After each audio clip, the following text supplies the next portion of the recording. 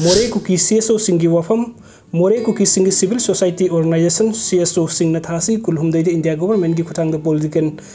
settlement ama purakri faw mitay sing Moreh da jinduna kundahan na bathabu paikhat piganu ama state police commando sing Berek tagi handuk piganu haibu WAFAM sing yawba ai baseron pisinkre ai baseron pisin ki adu da kuyak pi ki basing adu di Hill Tribal Council Moreh gi President Victor Linthang Kuki Women Union and Human Rights Moreh gi General Secretary Lahai Naithem Hokip Kuki Students Union Moreh Block ki General Secretary David Mimin Waipai Moreh Youth Club ki General Secretary Baucha Baitem sung Kuki Kulai Lompi Moreh gi President Amos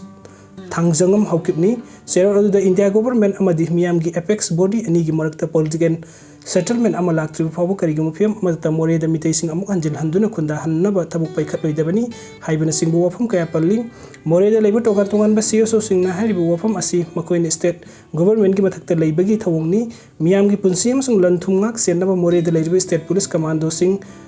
Beret tagi handok haloidabani amadi makoina landaduna lanjena kiba mitay sing Moreh da hanjinduna khunda haloidabani hairiba sing asi makoina lamgi mapu oibagi thawongni mafam adu da state ki law chatnaba yaroi haibani lawi amarom da wathok asigi political solution proactive fawba hairiba asi karamba makal gi solution no separate administration gi demand fangdre fawba mafam adu da state ki administration chatnaba yaroi haibani aiba serol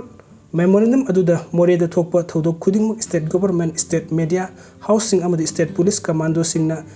semdok sadoktuna miyam da lan uhalli loina matam khargi mamangda Myanmar masa khara ain kaina sangsilaklaga Moreh da gi pochei hura lambada gi fakiba adu Moreh da deploy tawriba commando singna kuki immigrants singni haina lan sandoki haibna singbasing maran siri masitana tona state commando singna mi leinadraba mitai gi yum singda laisenba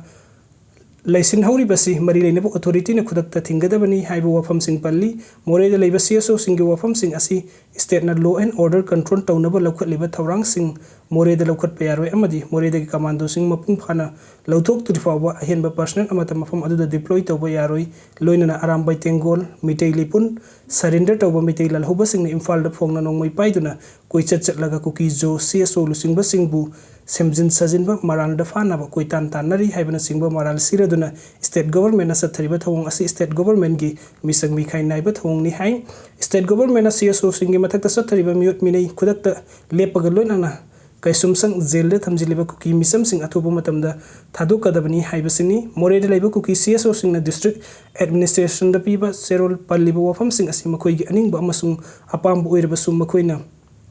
lenga ki mathakta maral siba amadi lenga ki tawgadaba thabuk thorom sing da khut thingjinduna tawgadaba amadi tawroidaba sing thamba haibasi lenga ki mathakta leibagi thawongni makoina political settlement hairibasi karamba makal gi settlement no haibadu serol aduda panba leitrabasu manipur gi apun basaktam thugairaga Kuki singi maning tamba leibak zalengam semba adu oirabadi madu lenga amadi miyamna kaidangoida ayaba pirakloi makoina zalengam sembagi demand gi khungpham handoktuno wathok asigi waroi sin puraknabagi ferep loba mathau tai lengakna wathok asigi waroi puraknaba hotnabagi amata ngairaba pambaidi leibak thugainaba landarakhiba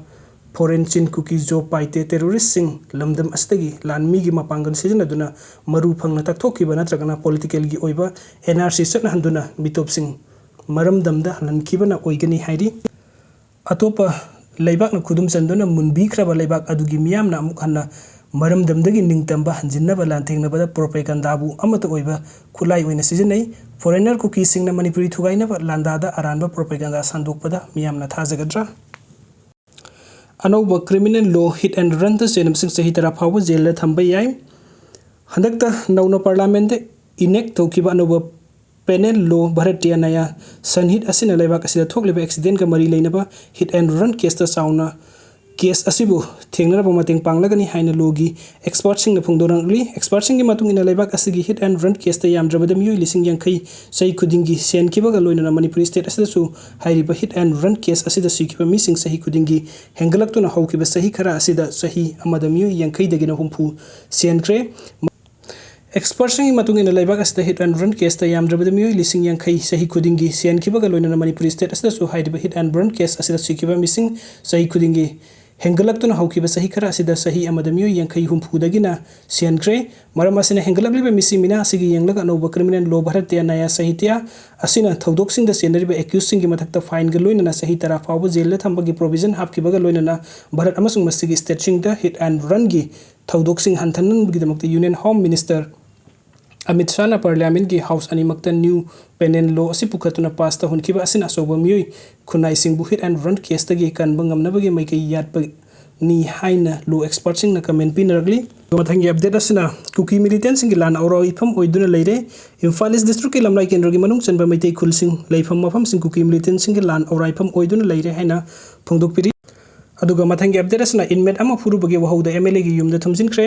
ngasi nungthin moirang kendra gi MLA thongam santi hauzik thoklibi irang asiga maram oiraga lanjena tuna leiriba inmate ama pharaga phui haibagi wahauda koisaunorba miyamna MLA gi yumda thumjinkhre hairi pawsina hairibadi lan asina maram oiraga surasanpur gi lanjena tuna moirang thangjingda leiba relief camp da sangjafam loduna leiriba inmate ama na moirang bazar da leiba MLA gi yumda sanglubada MLA pharaga phui haibagi wahauda relief camp aduda leiriba khunjasing amadi miyamna irang horokibani amaromda inmate aduna di purakpadi leite ilakpani haibagi wafam phongdokpa leikhre hairi aduga mathangi update asina kuki militant